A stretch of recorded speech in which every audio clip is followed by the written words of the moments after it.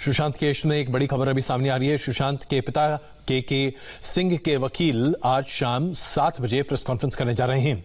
आज सुशांत की तीनों बहनों ने विकास सिंह, जो कि उनके वकील हैं, उनसे मुलाकात की। रानी, मीतू और प्रियंका।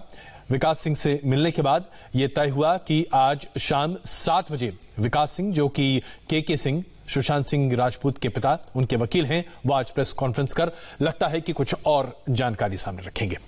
और इसके साथ साथ सुशांत की कंपनी इनसाई वेंचर के पार्टनर वरुण माथुर अपने वकील के साथ इन्फोर्समेंट डायरेक्टरेट के ऑफिस पहुंच चुके हैं। वरुण माथुर को ईडी ने आज पेश होने के लिए समन दिया था।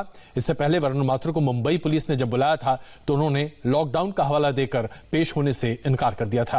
आपको बता दें कि वरुण माथुर के साथ सुशांत ने मई 2018 में इनसाई वेंचर कंपनी की शुरुआत की थी और ऐसा बताया जाता है कि इस कंपनी का रजिस्टर्ड एड्रेस रिया चक्रवर्ती के पिता का घर, जो कि मुंबई से दूर है, वहां का एड्रेस दिया गया है।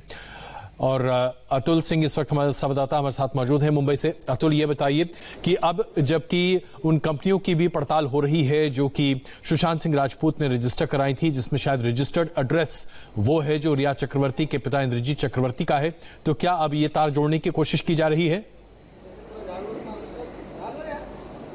जी देखिए, इसमें जो ये पूरा अभी वरुण माथुर जो यहाँ पर पहुंचे हैं, इनको सम्मन जो किया गया है वो मनी लॉन्ड्रिंग का जो एंगल ईडी जांच कर रही है, वो 15 करोड़ के बारे में वो जानकारी ले रही है, इन्वेस्टिगेशन जो कर रही है, उसके तहत वरुण माथुर को सम्मन देकर यहाँ पर बुलाया गया था। ये क्लियर कर दें हम कि ईडी के जो वो जो व्हाट्सएप चैट थे ड्रग्स को लेकर, उसमें उस मामले को लेकर इन्हें नहीं बुलाया गया है। इन्हें उसी मनी लॉन्ड्रिंग के तहत जो मामले की ईडी जाँच कर रही है उसके तहत ही इनको यहाँ पर बुलाया गया है। ये कंपनी थी जो सुशांत ने 2018 में इनके साथ शुरू की थी। वरुण माथुर खुद एक बिजनेसमैन है।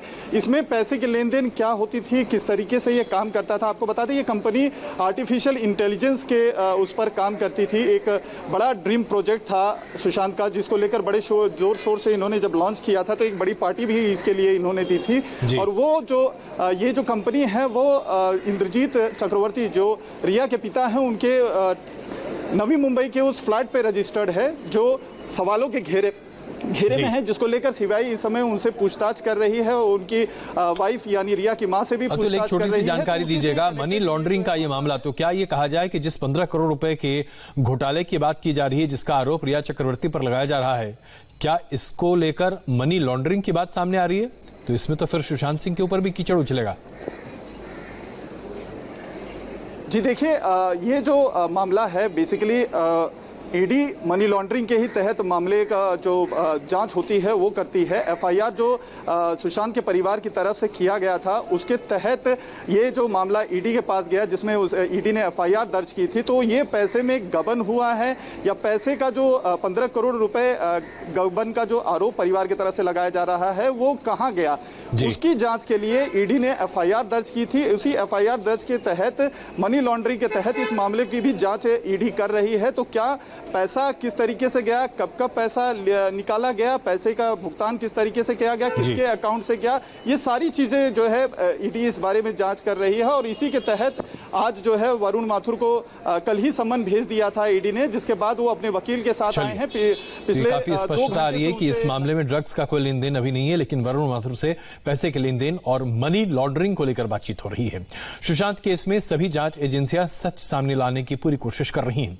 इसी कड़ी में रिया चक्रवर्ती के पिता और माता से भी सीबीआई की पूछताछ चल रही है। पिछले 1.5 घंटे से डीआरडीओ गेस्ट हाउस के भीतर ये पूछताछ चल रही है। कल से रिया के माता पिता से पूछताछ हुई थी और आज भी हुई है। इसके अलावा नीरज और केशव भी डीआरडीओ गेस्ट हाउस पहुंच चुके हैं। सुशांत के फ्लैटमेट सिद्धार्थ पिठानी से भी सीबीआई पूछताछ कर रही है। इस बारे में और जानकारी दे रहे हैं हमारे संवाददाता संदीप चौधरी। संदीप, सिद्धार्थ पिठानी से तो ऐसा लगता है कि बीते 13 दिनों में लगभग 10 या 12 दिन सीबीआई पूछताछ कर चुकी है। सिद्धार्थ पिठानी क्या कह रहे हैं और इतनी लंबी पूछताछ का मतलब क्या है?